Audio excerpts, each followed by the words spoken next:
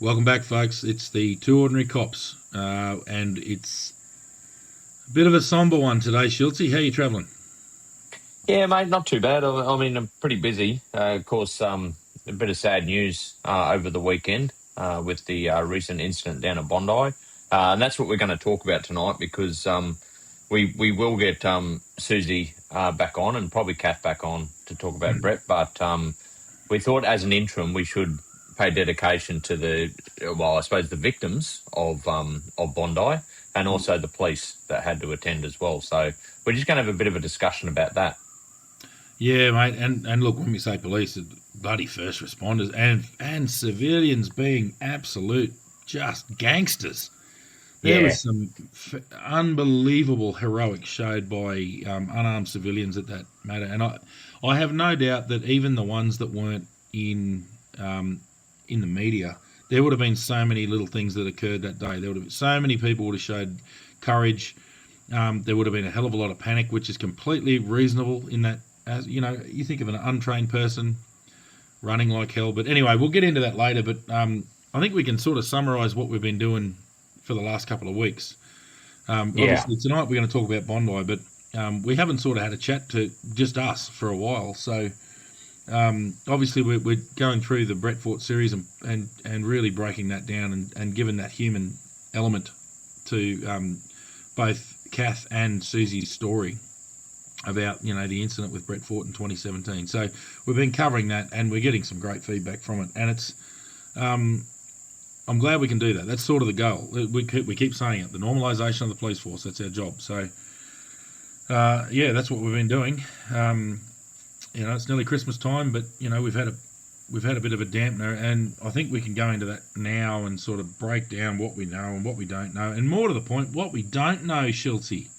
Exactly, mate. That's always the thing when all this shit kicks off, and you get everybody putting their 2 cents worth in. Yeah, we don't know shit at the Yeah, moment. we know And that's what nothing. and that's what, hey, Sergeant Schultz, I know Yeah, nothing. yeah, yeah. Um, the thing is, there will be an investigation into this, and that's what investigations are for, to look into in-depth detail of why, well, this sort of thing happened, and how to possibly prevent it in the future.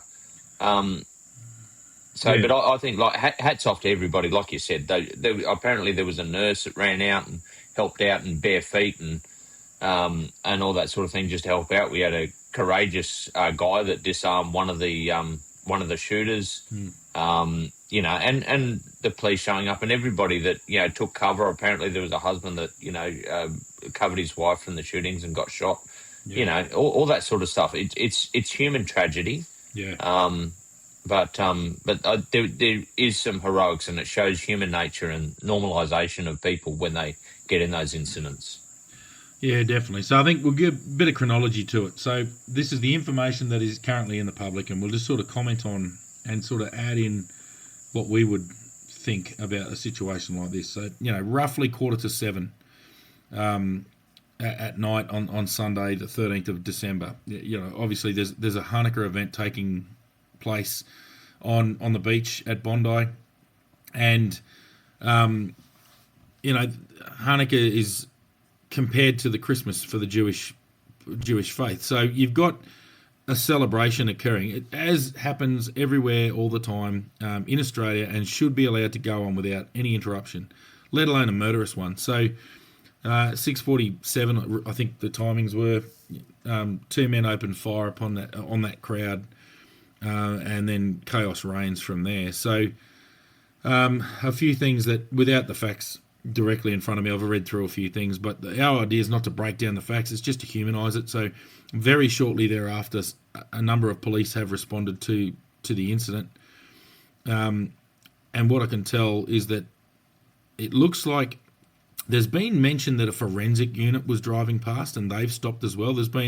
We'll talk about the criticism and just have a laugh at them, because, hey, if I sat in my mum's basement eating KFC and playing Call of Duty, I'd be a superstar gunshot too. So yeah, you guys are irrelevant, completely and utterly irrelevant. So just do the world a favour and shut your mouth. I'll get more to that later on. But yeah, obviously a couple of police first on scene. What I often find interesting is people have 2020 hindsight and then say what they would have done, and it's like, well, they had no hindsight. They had a report, oh, we've got armed offenders, there's talk of shooting, or where's the shooter, where's the shooter? Next minute there's bullets coming through your windscreen. You still don't know where the shooter is. So they're going, where's the shooter? Shit, take cover. Obviously you're responding to that. The big thing for the police would be turning up and then going, what the hell have we got? What have we got? And then reporting that information back. Those sit reps, those immediate sit reps would need to be really quickly disseminated. I have no doubt they were. I think the police radio that would have occurred around that time would be terrifying listening. To me, it would have been just urgent shots fired, multiple gun shooters, urgent backup. There would have been lots of that going on, which just raises my cockles. Having heard similar things a number of times, and just bloody having to listen to all the radio after the Ben Hoffman shooting. I heard all that sort of thing, and the Ben Hoffman shooting was on nowhere near this kind of scale, and certainly not concentrated in one place.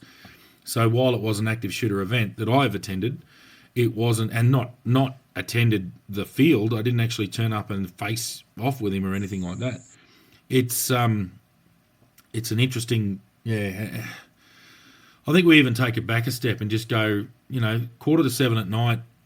Correct me, New South Wales Police, if I'm wrong, but I'm fairly certain that New South Wales Police work 12-hour shifts, and that they would have been probably at shift change at that point. So there would have been guys kitting up at 6:45, as we used to do, like we've said plenty of times. So it's probably likely that day shift were there. It's likely that night shift would be starting to be coming in dribs and drabs and be starting to kit up and getting ready and waiting for a briefing and going from there, the day's activities, what's going on. And you imagine, you turn up to your police station and there it is. Any unit call, urgent, we've got reports of shots fired, armed offenders at Bondi Beach. Multiple calls, massive numbers of calls coming through now. So it's on, job's on. When the dispatchers are saying to you multiple 000 calls, that's multiple people who aren't interested in each other. There's no collaboration to call 000. You know that job's on. The guys would have been scrambling to kit up and get in those vehicles and get out there really quickly. The timings, it looks like the whole thing lasted 10 minutes. I'm not going to go into detail because we don't know. So they've turned up. What we do know is that 2 police officers that were there fairly early on have suffered gunshot wounds and quite critical gunshot wounds. I saw something today where there's a young fella there, 4 months in the job, probationary constable, who's now missing an eye from a gunshot wound to the head. So they were obviously running towards what was going on. Obviously the matters continued for some minutes.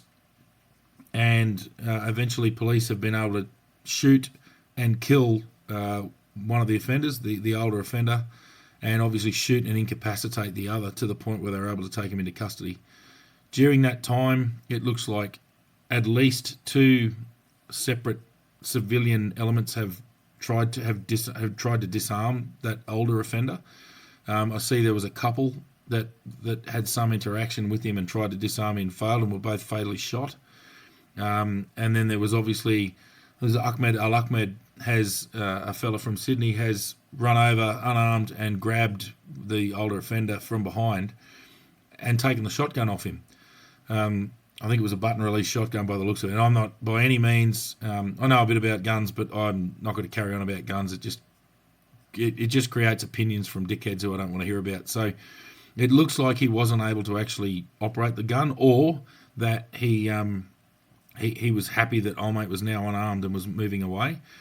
He wasn't to know that the older offender was to then rearm himself with another gun that was on the bridge. So, you've got an absolutely terrible scene. So as a result, that's now that those people are incapacitated, you've now got a mass casualty event. I think there's 29 people in hospital and 15 deceased, 16 all up, including one of the offenders, but he doesn't count. So this is absolute chaos. You can't. This is where it's really hard, and where the experts who weren't there just shut up, like self-appointed experts, I might say. You've got to deal with. You can only deal with what's in front of you, and all of a sudden, there's an enormous amount of problems in front of you. They would have seen things they've never seen before. They would have been running through there. There would have been horrific injuries to bodies on the ground, horrific injuries to people screaming, panicking people running everywhere. It would have been absolute chaos beyond anything that really occurs much in this country.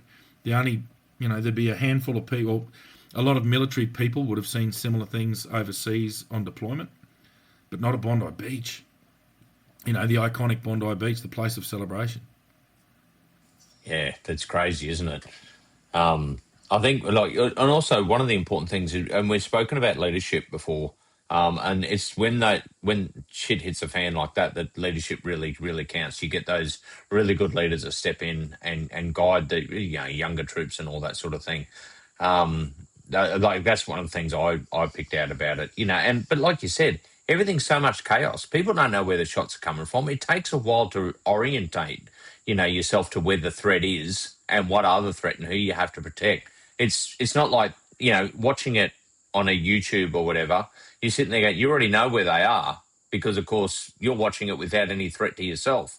So, but you think of those people on the ground, they didn't have that, luxury. It's like all these people commenting, the self-appointed experts are talking in hindsight. Well, go out there and face that yourself and then find out how hard it is.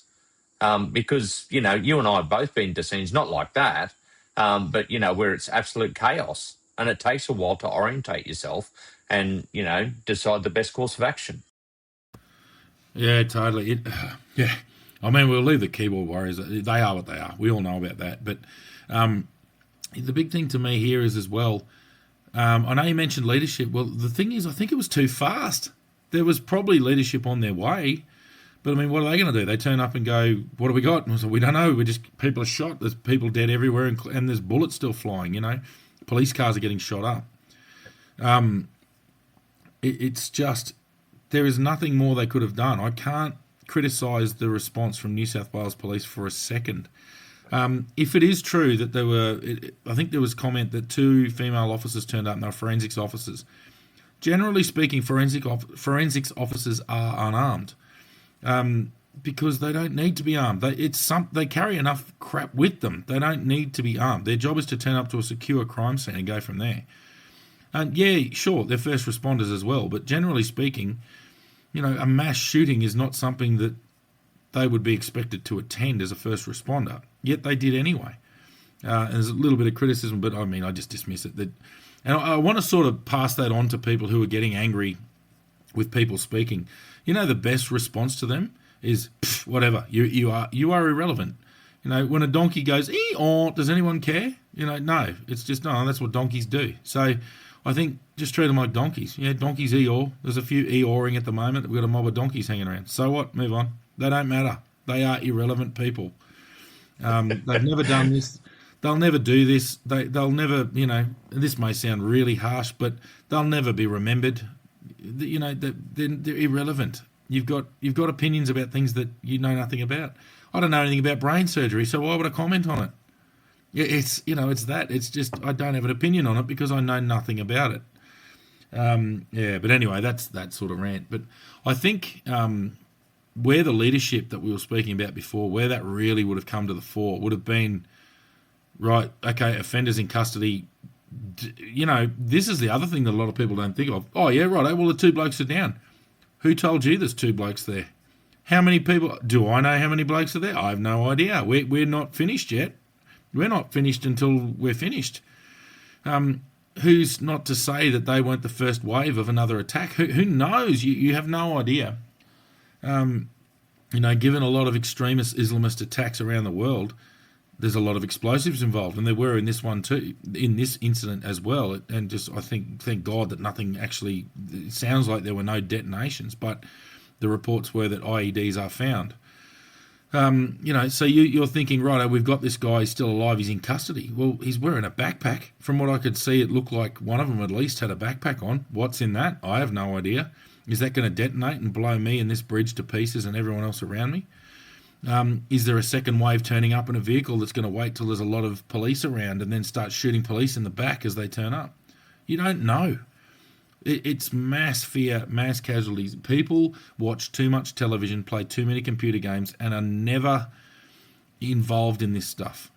Without getting political, even doing national service training would give some level of experience to the general population that no, those guys faced it for real and they did a good job, Instead of, oh yeah, man, I'm a Call of Duty superhero. I'm all over that shit. It's like, nah, no, you're not. That's a game. Enjoy it and have fun. And I'm not Yeah. knocking my mate Kevin Pace because he'll do it for you real, but he loves Call of Duty. Mate, look, you're exactly right, and you brought up a very, very good point there. What's to say there wasn't more shooters? And this is things that would have been going through their mind.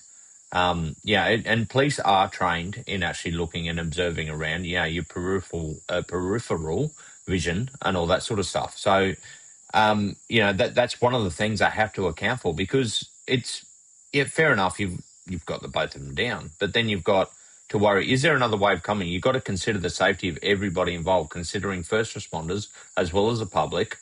And obviously they were trying to revive one of the offenders and also, giving medical aid to one of them after they just shot them. So there's a lot going on. And I don't think, unless you've been involved in that situation, then you can't really comment or you can't have a say. That's my thought on it.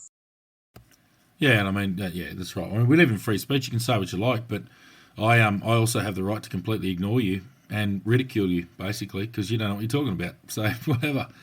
But Yeah, that's right. Yeah, more the moving on from the actual righto. We've got active armed offenders now. Okay, those two are neutralised. That the threat is apparently now contained. But what shit show carnage have we got now to deal with? So the job doesn't end. You need massive numbers. You need ambos. There were ambos everywhere. I was just amazed to see the number there. So obviously you've now got a critical mass casualty event. So you're falling straight into that urgent triage, moving through the crowd, seeing who you can and can't save, removing the public that aren't injured from the area to sterilise the area and allow the first responders to get in there and do their thing. The other thing is you mightn't have all hands on deck with, well, not mightn't, you definitely don't have all hands on deck yet with first responders. So you're going to be appreciative of the assistance of genuine people who are offering correct first aid. That's going to be a very important thing, that you actually use the human resources that are, what do we call them, spontaneous volunteers that are there and happy to assist first aid. And you're going to have to provide a massive level of leadership to the civilian population who are now swinging into action to help. You've got to protect them. Police especially need to have their head on a swivel and be looking for further threats. But you also need to now be moving into that recovery phase where you're starting to, let's get the people who can be saved off to hospital. We're still not thinking about crime scenes yet, but you have to, as a supervisor, I kind of would be a little bit. I'd be thinking, don't move bodies, leave them there. Let's get people who don't need to be here. If there's someone around who's not helpful, get rid of them. If we've got spontaneous volunteers who are helpful, let's use them. And obviously use them to their capacity that they're willing to provide. They're volunteers. But as soon as they're not required, they need to be very nicely asked to move away from the scene, because we need to move into that. It's righto, we've got ambos here, we've got plenty of paramedics, we're providing the care. We need to start pre-warning hospitals that we're going to have mass casualties coming their way. Mate, job's on like you wouldn't believe.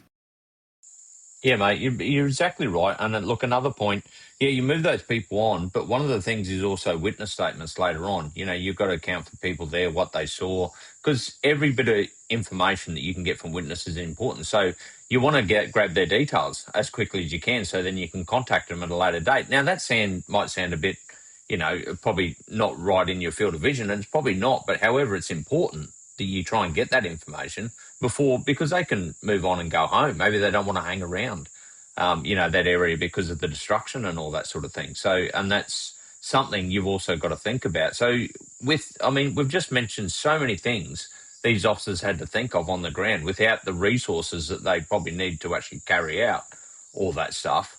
So you can give them a hell of a lot of leeway in relation to not getting everything perfect. Oh, mate, no. You point me to the first critical incident where everything's been done perfectly. It simply does not occur. There is no.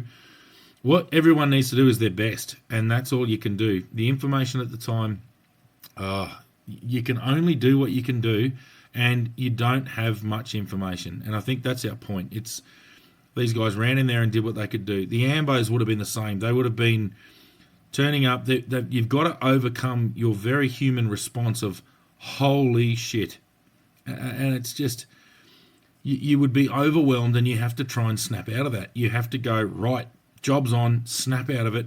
Let's triage patients. Who have we got? No, deceased, critical, deceased. There'd be someone going through there, once resources arrived, which did happen relatively quickly. You've got to remember that traffic in Sydney, you've got to get the resources to Bondi Beach. So once you get the resources there, that's when some element of charge needs to be taken. And you've got different organisations. The New South Wales Ambulance Service and the New South Wales Police Force are two completely different organisations. Yeah, they work together all the time operationally, but they now have to coordinate and work together on the ground. And you need to start getting a little bit of unity of command there. That's where someone needs to turn up and go, all right, I'm the senior police officer here. I will take charge of this scene. New South Wales Ambulance, what do you need from me? And go from there. And that I have no doubt that would have occurred. But you made a very good point there. We do need to know who these people are. We need to get we need evidence collection eventually. So is it we get rid of everybody through a checkpoint where everyone provides their information, where we can then go back through that checkpoint and find those individuals and get their statement eventually, which would be occurring hand over fist now. So, yeah, I just want to try and paint a picture in the eye of people who haven't been there of this is the biggest police response event in an iconic area for so long. Port Arthur in 1996, that was the last time that there's really been an incident like this in this country. And just to respond to it is just an incredible thing. It will be the job that you remember for the rest of your life, the rest of your career, whether it be 10 years long or 35 years long. Yeah, mate, I guarantee that. And look, also, like, one of the things you're talking about, actually, response, getting the coordinating, the ambulances and all that sort of thing. And both you and I have spoken about Bush, about the lack of resources, of getting what we need done. But you almost have the opposite problem in the city. Yeah, you got resources, but getting them to the location, because you've got things like traffic. So it's so heavily populated. Trying to move, like, if you wanted a car to drive down the road in Ramagini, you do 110, not see someone. Whereas, you try doing that in Sydney, it's not going to happen. So that's just another point that people need to actually look at when you're doing this sort of thing, because it's like the opposite of when we were at Bush. And that's something that, it'd honestly be a shit fight. I'd hate to try and manage that. Yeah, it'd be one of those. Yeah, I mean, we've mentioned it, but yeah, that unity of command is a really big thing, because there's nothing worse than having 5 bosses all saying different things. So you've got a major incident, all of a sudden you do need unity of command. You need someone to come in and go, right, what is our number one objective right now? It is we are protecting life. Okay, we've stopped a threat. So basically it's bloody first aid. Danger. We have apparently removed the danger. However, we can't confirm that, so we still need heads on a swivel to make sure there's no further danger. Because now we've got lots and lots of vulnerable first responders, being spontaneous volunteer first aiders and paramedics, as well as lots and lots of police coming into the area. We need to make sure there is a security element to that. Secondly, we now need to triage these patients and get them to the critical care that they need immediately. Do we need further resources from around the city to come in and start blocking roads so that we can get ambulances very quickly to where they need to go? We do need to keep in mind an investigative point of view here. It's back of mind. It's not the primary objective, but you have to keep it in mind. If something doesn't need to be disturbed, can we make sure someone keeps it undisturbed? I've said it before, a crime scene needs to be a place of extreme inactivity. So if we've got an area where there are 4 deceased people and there's nothing else needed there, we need to lock that down. It may sound callous, but quite often we will leave bodies in place because they offer information as to what's occurred. Obviously we've got a pretty good indicator of who's done this, but we still need to conduct a thorough investigation and put a timeline together for the coroner and for the Supreme Court ultimately. So the number of things that you would need to take charge of there, and you would very quickly have to give some very clear basic objectives to your more senior police. If you were to turn up and you now find yourself an incident controller for something like this, you need to be farming out some very quick objectives. Number 1 objective is this, achieve that. Number 2 objective is this, achieve that. Work through it. You can't just stand there and panic and invoke the chaos. You need to bring calm through that chaos. And obviously I think, in probably a year or two, well, probably 2 years, when we hear about the coronial outcome, that the investigation, and possibly, who knows what kind of public inquest will be held into this. It's not no doubt. I know that there will be levels of inquest held into this. It will be very interesting to read through that and how that was actually dealt with, if it is even, if it's mentioned thoroughly. But once again, we're just talking from the point of 2 ordinary cops, and having dealt with a few, critical incidents, obviously nowhere near this, but critical incidents, I just know that the things I would have been thinking of were this. Yeah, mate. And actually interesting. I've got a question for you, and this is one that I don't know. So, of course, when you get a deceased person, you do a coronial file and all that sort of thing. With an incident like this where you got multiple victims deceased, how does a coronial system work? Is there one coronial for the whole lot of them, or do they do separate files for each person? I imagine they'd have to do separate files, but I mean, you're probably more of an expert than me because I've never dealt with that. So have you got an answer for me there? Yeah, I do. Yeah. The major thing that I would see is that you would have a report given into the incident. So you go through the incident and you would rattle off individual findings for each victim. So, including the offender. So the offender would have a coronial finding as well. And basically the coroner, their job is to determine the identification of a person, the time, date, and place of their death, and the circumstances surrounding their death, as well as any recommendations that can prevent or that may come from the inquest, to improve society, basically, to prevent this happening in the future. So what will happen is that through some kind of coronial inquest, but this may go further. This could be a this could be a royal commission. Who knows? It will definitely be a very, very big inquiry, and I believe there has to be a coronial inquest. That's part of it. But whether that gets tied into a bigger inquiry, I'm not sure yet. But that's what I suspect will occur. Given that there's so many other aspects that need to be looked at. I mean, the death of these people. Obviously we pay tribute to the poor buggers, the victims of this incident. But when you're looking at the situation overall, what occurred to each individual victim is not necessarily the important parts of the outcome of the inquest, which is how do we prevent this in the future, or is there any learning points for emergency services? Are there any learning points through public place gatherings that need to be applied in the future to prevent this kind of thing? So each individual person will have a coronial finding. That, I would imagine, for a matter like this, would all be tied into the same report and probably definitely the same inquest. Yeah, definitely, mate. One of them was actually, and so a question we got asked actually from one of our listeners, I just remembered it then, was the fact that do New South Wales Police carry long arms in the car, as first responders and all that sort of thing?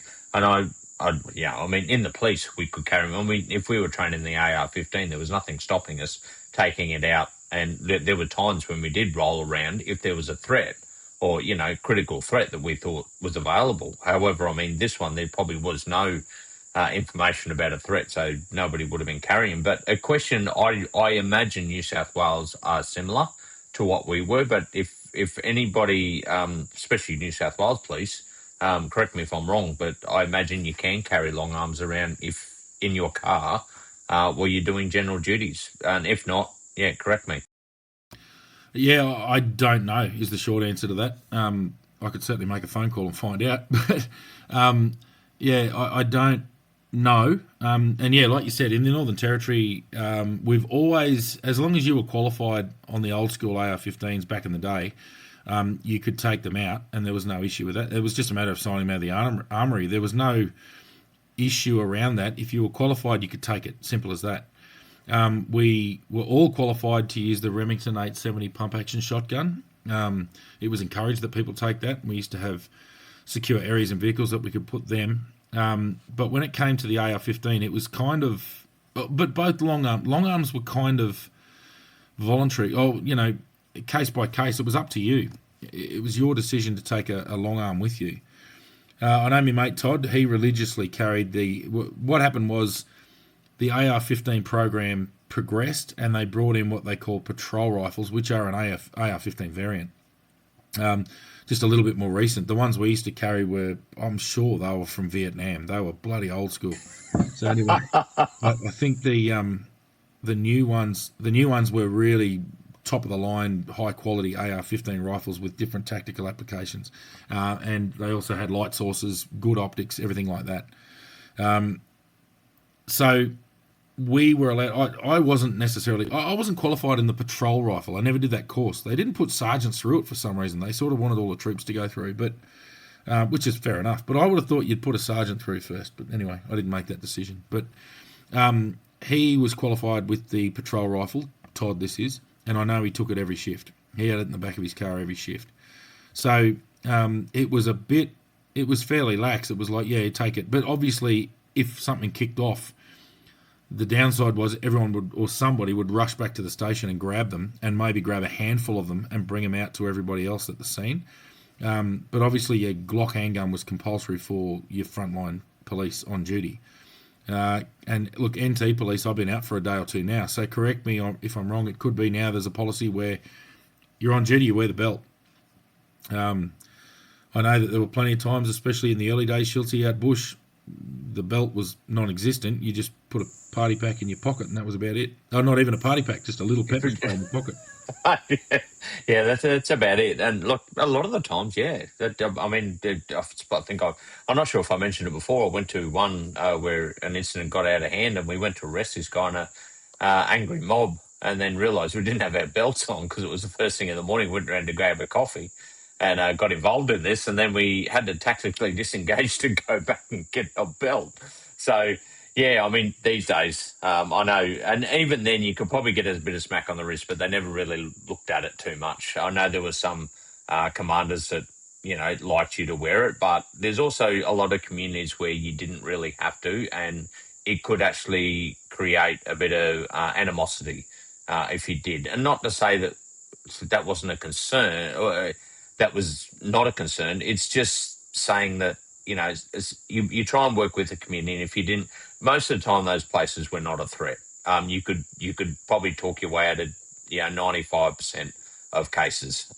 It was just, I can understand it from the department's point, because if you get caught without your pants down, it makes them look bad. So it's just one of those things. And in saying that, mate, one of the things I work with Rossiter, I'll mention him.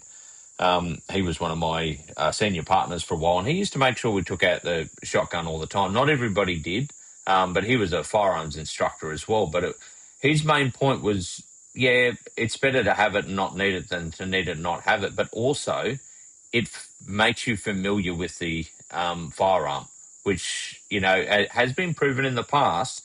People have decided not to take on police when they see how well they handle a firearm. So it's all that part of the procedure and learning and making it muscle memory makes you better when those high risk situations, like what happened down in Bondi, means you can react that bit quicker and a bit more professional. So if you do have the option to take it out, it was drummed into me at a very young age. When I was just a piglet running around in a police uniform, that we take it out every single shift, just to familiarise yourself. So what are your thoughts there? Mate, I think, firstly, I'll talk about history. So You got to remember when we joined the police, we're talking 18 years ago now. So there were less, I would say, there were less threats in the world back then than there are now. We had a relaxed nature about us, and that was good for de-escalation. We could come on, brother, it's all right, mate, just come on, calm down. We weren't tactically unaware. We certainly were capable of using tactical policing when we needed to. Not tactical response group level tactics, but certainly, empty hand tactics. You've got to remember that, do you want to be pulled over by a special forces soldier every time you get caught speeding? Like, the police do a lot of work. Something like this has never occurred before, a shooting like this in Bondi Beach. You can say till the cows come home that, yeah, but it could happen at any time. Yeah, it could. We could also get a 50-metre tsunami at any time. And that's completely correct. It could occur. Are we completely ready for that? No. There's a million what ifs.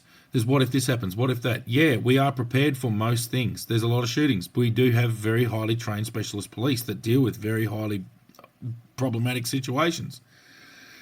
Going on top of that, if the situation is far beyond the capability of the police forces in the States, they can enliven what's called a DFAC-A request, or a Defence Force Aid to Civil Authorities request, through the Department of Defence, and have our commandos so TAG East, or the Tactical Assault Group East in Sydney, and the Tactical Assault Group West in Perth, and they can respond to anywhere in the country. And they don't talk. They turn up and splatter brains all over the place. That's their job. And they do it extremely effectively. So we've got the ability to escalate a situation. What we don't have, and what I think is almost unfeasible, is having a high level of tactical response ability right on the ground immediately. There's going to be a delay for those specialist resources to turn up. They're called specialists because they don't happen all the time. It's like a bomb disposal expert. Are you going to spend money and train every single GD's copper in how to disarm a bomb, or are you going to teach them how to take a statement? The fact is that taking statements is something they're going to do 20 times a shift. Well, that's an exaggeration. Lots of times a shift. Talking to people, communication skills, interviewing witnesses, interviewing offenders, charging and bailing. That is what happens in policing all the time. Driving. Absolutely, firearms training and defensive tactics. I would say you use defensive tactics, 50,000 times more regularly than anyone would ever pull a firearm, even just to the port, without aiming it. So, yeah, you've got to cover these things off, but you've got to remember that pulling a firearm and being involved in a tactical situation is such a minuscule part of policing. It has to be covered. But I mean, what kind of superhuman are you going to get to be these police officers if you're going to have, someone who can very empathetically interview a child victim of some kind of atrocity and do that very well? Because I guarantee you, those absolute gunslingers from TRG are not the best at that. Are you going to have people who are slightly more introverted who can do those really in-depth forensic detail examinations of crime scenes and have them trained to be tactical operators as well? Of course not. Are you going to get your actual tactical operators who need to train those skills over and over and over all day, every day, becoming subject matter experts in different aspects of that tactical police response? Are you going to get them to be trained up to do coffee with a cop and go and hang out and talk nicely to the civilians in the street? No. The police force is a big, diverse thing that addresses every aspect of what they need to do. But they're not all going to turn up within 3 minutes of an incident kicking off where, bloody hell, it would have been nice to have TOUs sitting in position as these guys came out of their vehicles.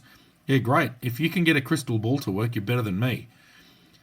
We're human beings. You do the best you can. You develop the skill sets across the state as best you can. And then you always evolve and you make things better. But you've just got to be realistic about this. I think, and I'll finish ranting in 1 minute. I think the big thing that I think will come out of this is that there's going to be a change of posture within police forces around Australia, where we used to carry a firearm, a long arm, I should say, if we felt like it, basically. However, I think what's going to happen is everyone's going to go through a more extensive firearms training package through the college, and a more extensive firearms package through your annual requals. And I think what will come of this is that patrol rifles, so the AR-15 capability, will be available in every vehicle, and every general duties vehicle in Australia will have a long arm capability. I think that's just inevitable. And New Zealand, while they don't routinely carry firearms, they bloody well do. They're just in the vehicle. Yeah, yeah, mate, that's exactly right. And yeah, yeah, you raised some very good points there. Yeah, mate, I've actually just lost what I was going to say. It was really, really good too, but it's just escaped me somehow. Yeah, carrying long arms. Oh, that's what I was going to say. You made a very good point there, and I say this all the time. What happens back when? Go back 2 decades, a police shooting would happen very rarely. Like, you might hear about it every now and again. And it's not because the media are so much onto it now or there's more social media. They just didn't happen as often. I mean, in the Territory, they hardly ever happened. But even towards the end of our careers, they were getting a little bit more prevalent, where you'd have to probably pull your gun out and stuff like that. And unfortunately, now, I think just about every week I hear about, especially just Queensland alone, coppers having to pull their guns and shoot someone. It's happening more and more regularly. So, of course, police have to evolve with the times, and it's unfortunate that they have to do that. But it's just, I think, what has to be done. And look, I'm not going to tell you why that's happening. It just is. So you just got to deal with it. It is a shame. The world we grew up in is gone, Schultzy. We're almost bloody dinosaurs, mate. So it is. You are completely correct. I think I've said this when we spoke about lethal use of force in the podcast earlier on. When I first started policing, we would talk about the police shooting that happened in the 90s. It was the last police shooting that had occurred when we joined the job. It had happened in 2002. We joined in 2007. It was very rare for police shootings to occur. Now, like you say, they happen quite a bit. There's been an escalation in violence in society, worldwide, I would say. Violence has always been around, but there's been some kind of escalation, especially towards authority. While we keep trying to regulate, politicians try and regulate more and more the whole community, it's like, why don't you dig a little deeper and find out the root cause of the problem? And I think this will be our next point. Anthony Albanese's come out, almost immediately and said, we're immediately going to look at gun laws. It's like, bloody hell.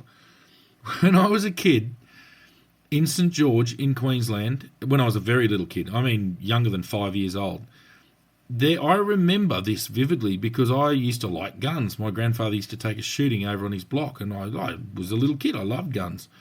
But to me, guns were something you used to hunt. They weren't a weapon to hurt people. You'd walk down the street and see Toyota Land Cruisers with gun racks inside the cabs, but up in the back window of the vehicle. You could see the rifles from the street. Every second Toyota had 2 rifles in gun racks behind their head. And that was just, everyone had it. There was no issue.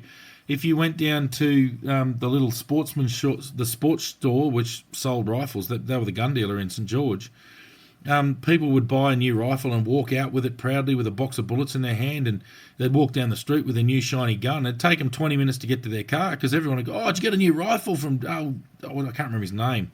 But anyway, the old fella, oh, give us a look at that. And they'd be cycling the bolt and looking through the scope and all kinds of shit, taking sight pictures in the street. No one batted an eyelid because there was no threat. They were just interested in the object. That's all it was.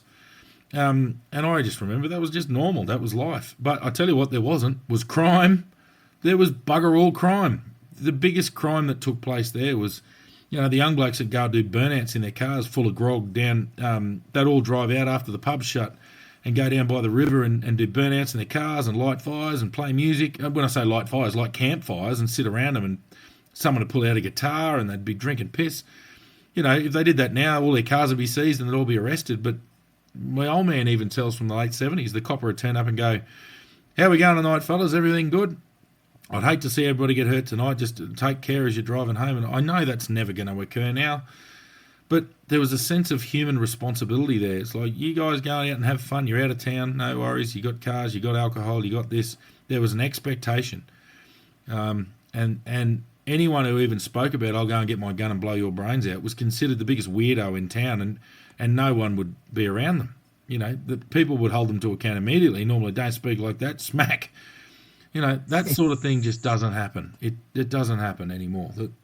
There seems to be an escalated level of violence. No, mate, you're exactly right there.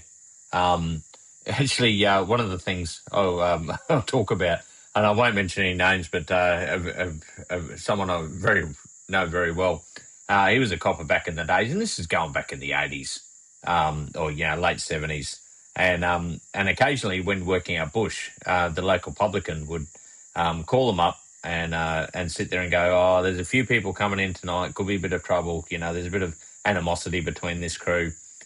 And he goes, "Can you just come along? You'll get free drinks. Just put your police cap on the bar." And he used to go and sit in and just get free drinks all night. And he would sit there and just put his police cap on the bar, because the publican knew if that police cap was there wouldn't be any trouble, because people would think twice. You try and do that now, you probably get somebody try and pick a fight with you. Yeah, not only would you become the biggest target, you'd be charged internally for some kind of breach of discipline. There'd be all kind of dramas.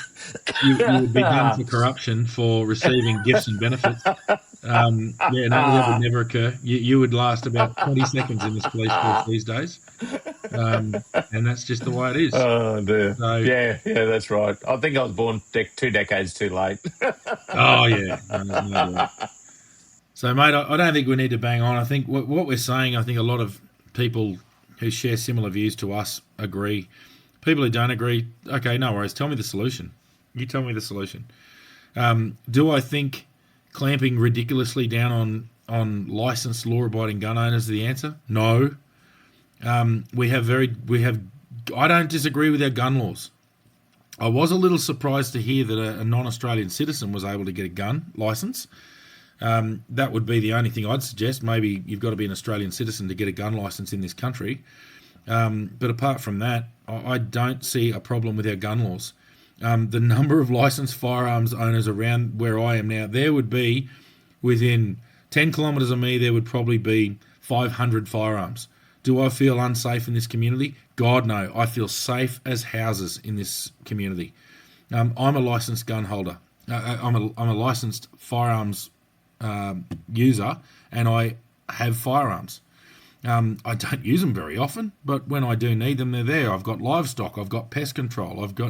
I actually, by law, have to be able to control feral pests on a travelling stock route that I lease to put cattle on. So I have to be able to I either have to pay a professional hunter to come in there and kill things, or I have to go up there myself and do it. And I'd much prefer to just do it myself. It costs a shitload less. So the firearms are necessary. The other thing is that there are so many gun ranges around the place where all over the country that are run completely safely. They're an excellent place for young people to develop a skill, to learn discipline, to understand consequence for action. Understand that you're holding an item right now that's extremely dangerous. We're trusting you with that item. We're going to show you how to use it properly, and we're going to teach you all about them. I almost think it would be better if people were more exposed to guns so that it became less of a shock value. It's almost like back in the day, guns were no big deal. The behaviour of people who had guns was the thing. When people had guns, they were very respectful with them. They would never... When I spoke about... excuse me. I spoke about people walking down the road with firearms in the 80s in St. George. If that barrel ever covered another person, 4 or 5 other men in that street, "Oi, young fella, watch where your bloody barrel's pointing," even if the bolt was out of it. There was just a respect for firearms. Everyone had them, and there was a respect for them. When, like I said, they would look through the scope and take sight pictures, they would do that into the ground, or into a building with nothing around, where just looking through the scope. They're not even manipulating the working parts, nothing. It was just interest in the device. It had nothing to do with the fact that you could cause problems. There was no thought given to the fact that anyone's going to load this rifle and start shooting people in the street. It just didn't even cross their mind. I don't know. I'm not Yeah, against national service or something.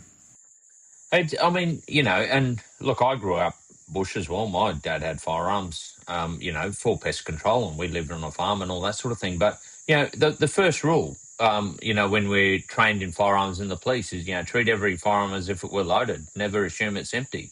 That was knocked into me when I was 4 years old.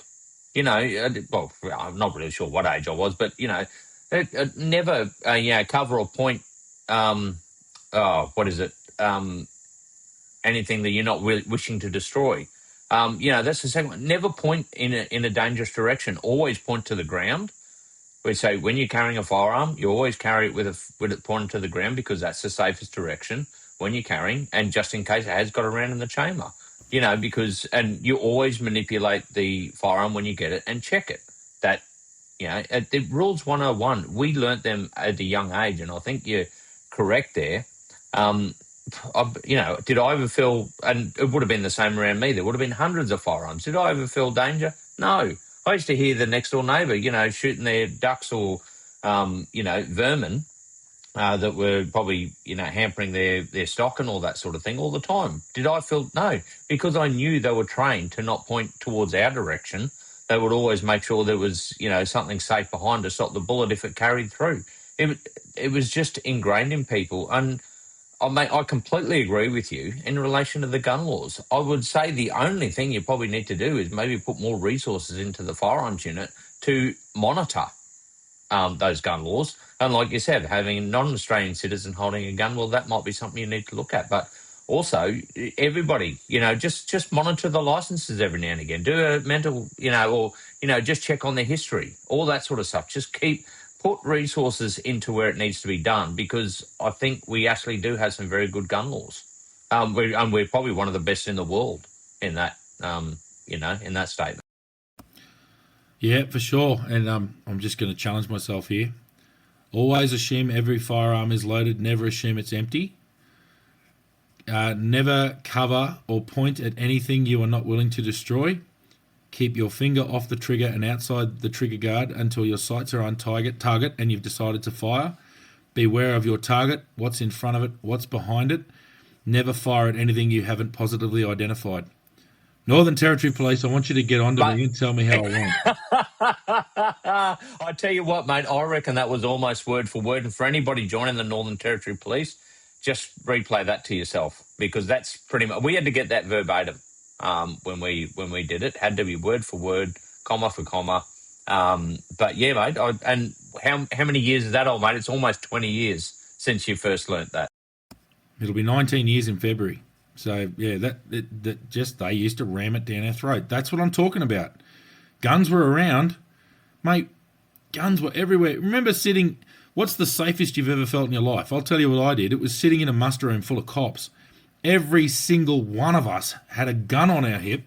Every single one of us had access to the armory and could have grabbed a bloody AR-15 with 30 rounds in it and just wiped the whole police station out.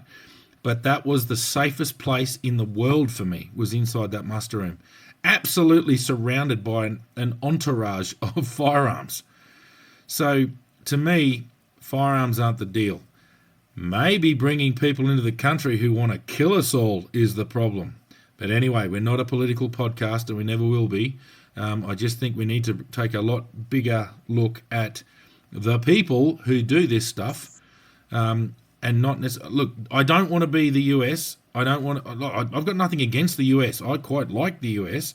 It's not that. I just don't want to be in a situation where people who should not have guns have shitloads of guns, and the guns they have can fire bloody multiple rounds a second. A minute. I'm not interested in that.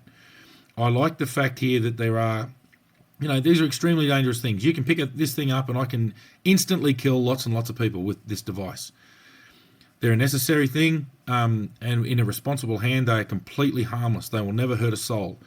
But in the wrong hands, they are devastating, and I think that's the point.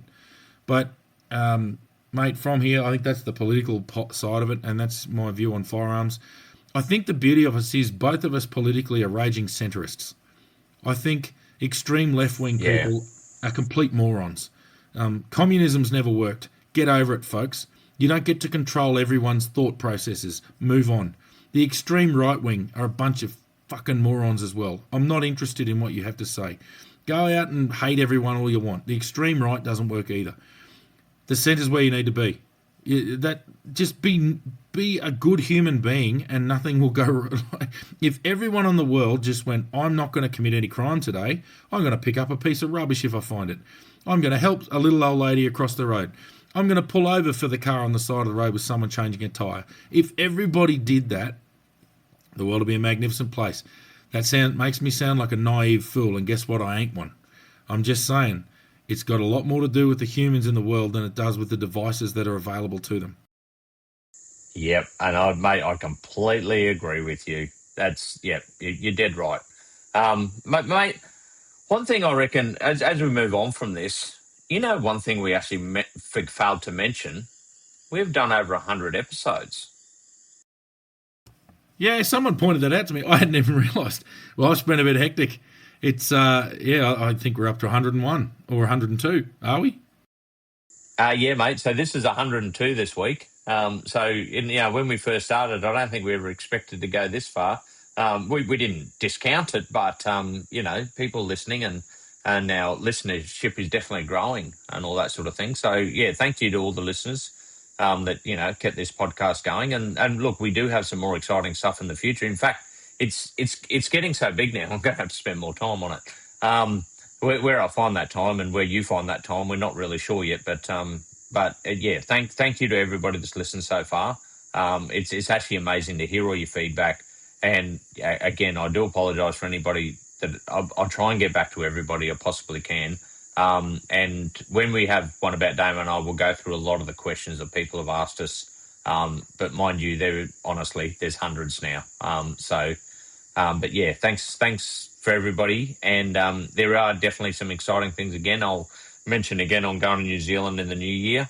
And I'll give you a bit more update when I'm there.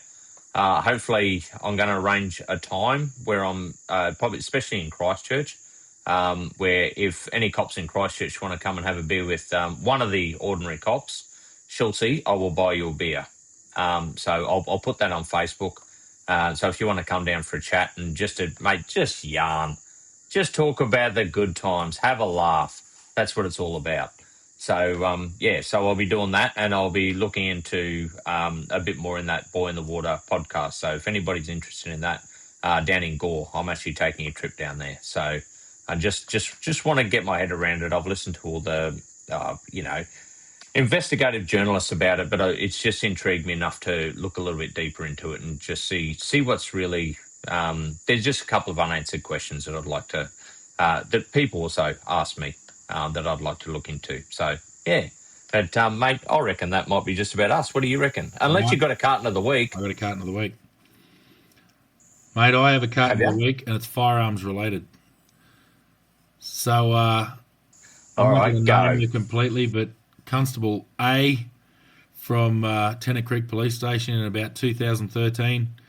She had just done an extremely long night shift. It was about 10 o'clock in the morning, and she'd gone to remove a gun belt into the armory, taken a gun out, done the unload, gone through the process.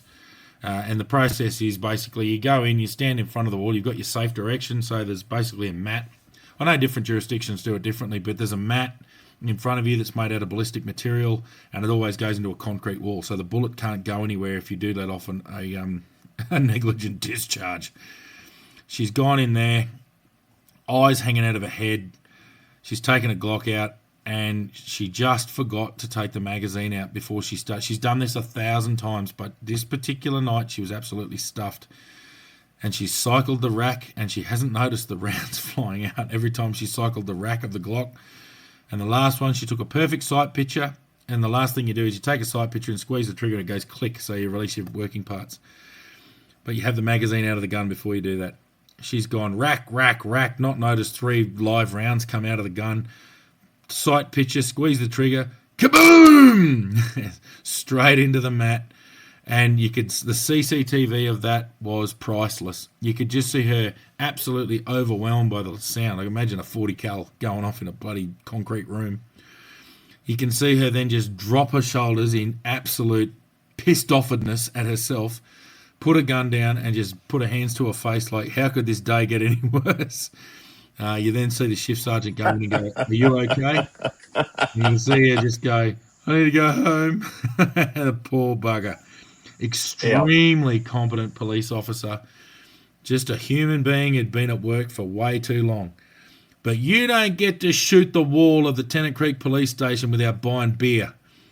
So Constable No, A, that's exactly right. yeah, Constable A from from what are we up to? 12 years ago. Buy beer if you haven't already. I don't know if she had to or not, but yeah, buy beer. Yeah. Firearms That's right. related. No, not just one, a carton. It's definitely a cartonable Oh, offence. one is a carton. It, There's no, yeah, that's right. Yeah. And look, there is another one in Catherine, but I might mention that next one. That one's pretty funny, especially some of the police jokes that came after it.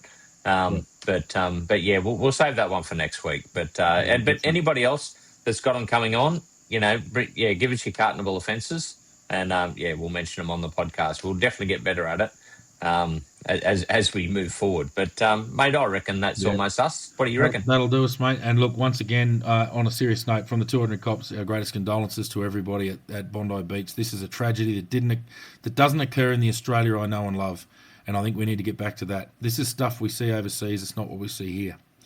So, on that note, mate, we'll see you next week. Yep. All right. We'll see you all then.